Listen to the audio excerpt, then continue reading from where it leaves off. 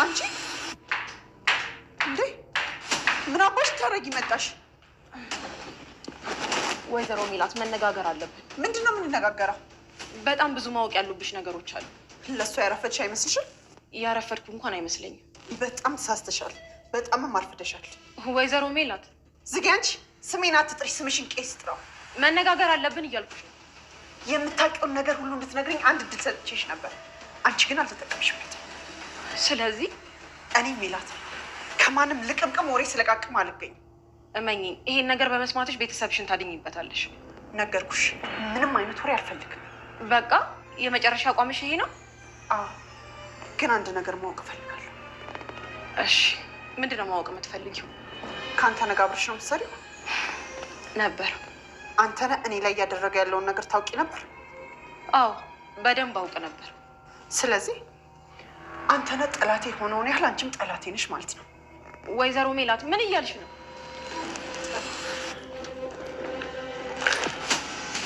አልነበረብኝ? አዎ አልነበረብሽም። ለምን? ደህና እንዳልሆንኩማ ስለምታውቂ ነው። ምን ተፈጠረ? አንቺ ግን ማንሽ? ቤተልሔም ነኛ። እየቀለድኩኝ አይደለም። ኧረ ቀስ በል፣ ሰዎች እያዩን ነው። ለምንድን ነው ቀስ የምለው? ይሁና። እንደዛ ከሆነ በቃ ልሄድ። ወዴት ነው የምትሄጂው? ተቀመጪ። እሺ እንድናወራ ከፈለክ ተረጋጋ።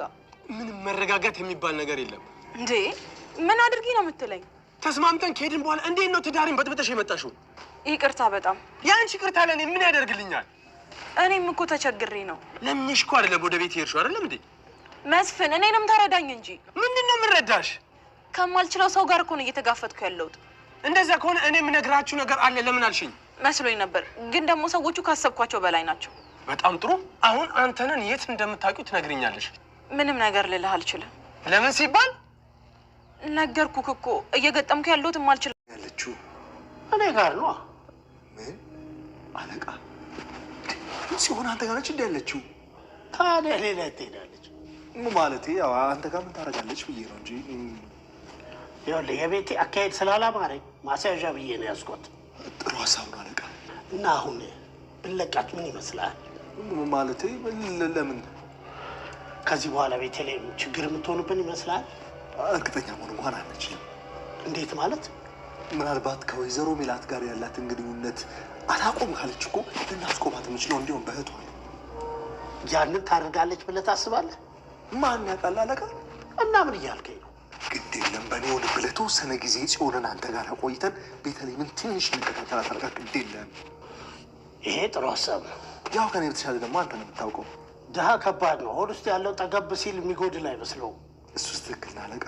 ቤተልሔም ብሯ ሲያልቅባት የሜላትን በር ልታንኳኳ ትችላለች። ከነ ወይዘሮ ሜላት ቤት ትልቅ ብጥብጥ ተነስቷል። ቤት የምናገረው ሚስጥር አለኝ፣ ሁላችሁም ተሰብስባችሁ ጠብቁኝ ባለችው መሰረት ሁላችሁም ተሰብስበው እየጠበቋት ነበረ። እናቷ መስፍንም ይዟት መጥቶ ነበር። ነገር ግን ልክ ስታያት ወይዘሮ ሜላት ባላንጣዋ ስለሆነች በጣም ነው የተናደደችባት። እንደውም እየጮኸች ነበረ።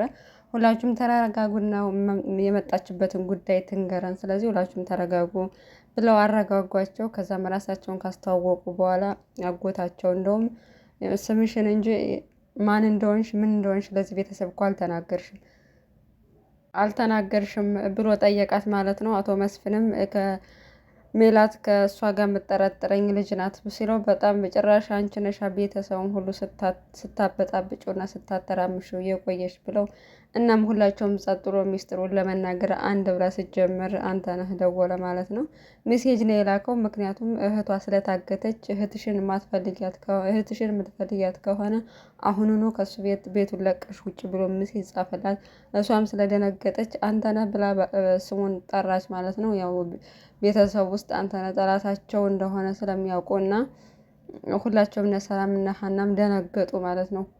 አንተ ነህ ስሙ በመጠራቱ ምክንያቱም እሱ ልኳት ነው እሱ ነው እንደሚያሰልለን ብለው ስለደነገጡ እሷም ሁሉን ነገር ጥለው ይቅርታ በጣም ብላ ተነስታ ሄደች። እና ወይዘሮ ሜላትም ጭራሽ ለካ ጠላቴ ነው እዚህ ይዘህብኝ የመጣኸው፣ ለነገሩ እኔ ነኝ ጥፋተኛ፣ ማንም ልቅምቅም መጫወቻ መሆኔ በጣም ነው የሚያሳዝነኝ ብላ ስትጮህ ነው ወይ ልቅምቅም ያልሽኝ ብሎ ባልየውም በጣም ተናደደና ሁሉ ነገር ጥላ ወደ ክላሷ ሄደች ማለት ነው። እና ሰላምም እየጮኸች ነበረ። ምንድነው የተፈጠረው? ሁሉም ነገር ድብልቅልቅ ወጥቷል። እየገባቸው አይደለም። ሁላቸውም ግራ ተጋብተዋል ማለት ነው።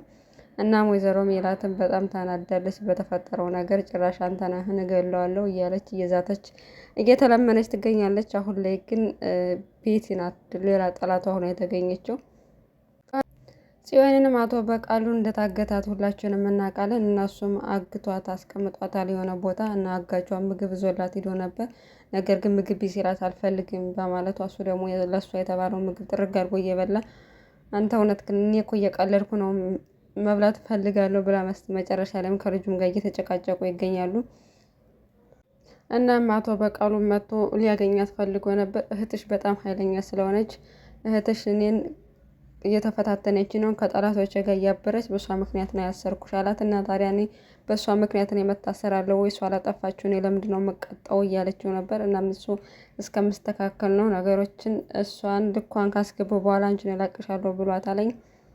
እናም ከአንተ ጋር ቤቲ ተገናኝታለች። ያው ደውሎ እንደጠራት ይታወቃለኝ። እሱ ካለበት ቦታም ሄዳለች። ጀግናዋ እንኳን መጣሽ ብሎ እሱም እያሾፈባት ነበር። እና ቆይ አንተ ለምንድን ነው የምትፈልገው? ከእኔ ምንድን ነው የምትፈልገው? ለምንድን ነው የምትከታተለኝ?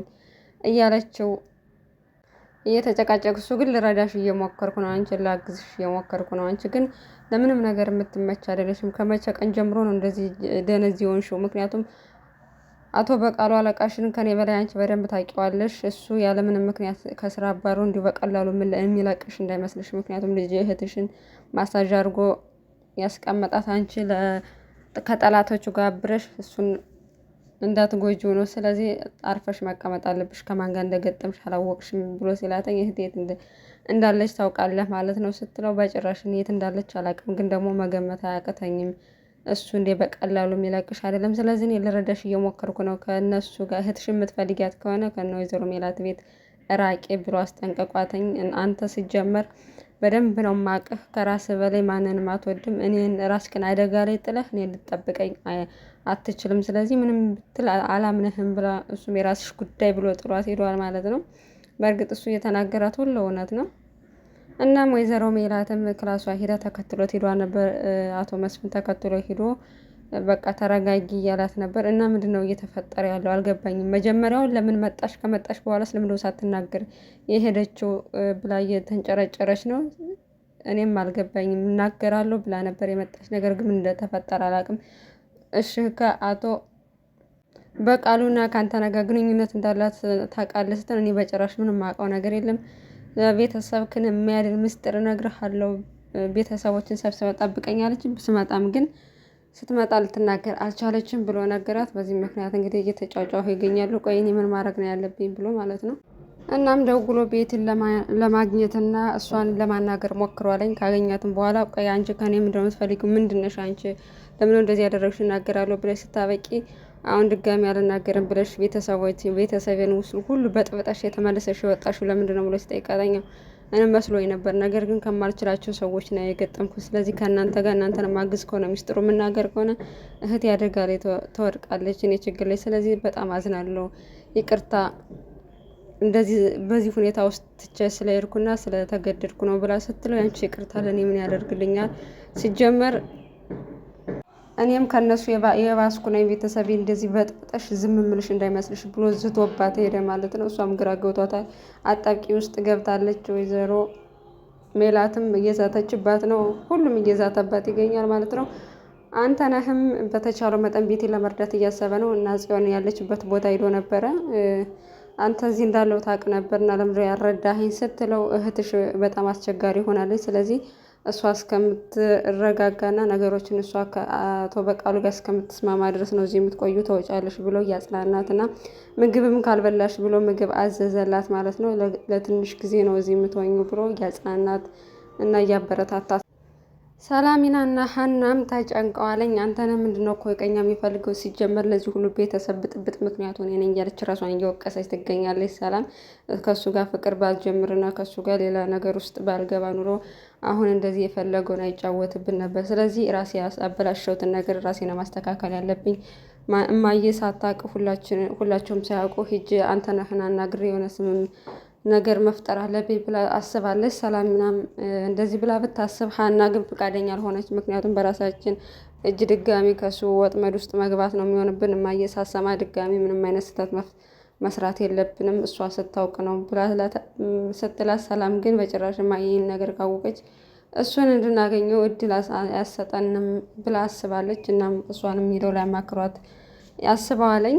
እሷ ግን በጭራሽ እሱን ግንባሩን ካላልኩና ካልገደው በምንም ታምር አርፍ ያልቀመጥም እያለች እየዛተች ነው። መጨረሻ ላይም ቤቷ ድረስ ሄዳ የምትናገረውን ነገር የምታውቀው ነገር ሁሉ ለመናገር ፈቃደኛ ነበረች። መነጋገር አለብን አለች። ጭራሽ ደግሞ ከዚህ በኋላ አንድ ድል ሰጥቼሽ ነበር፣ እሱን ድል አበላሽተሽዋለኝ።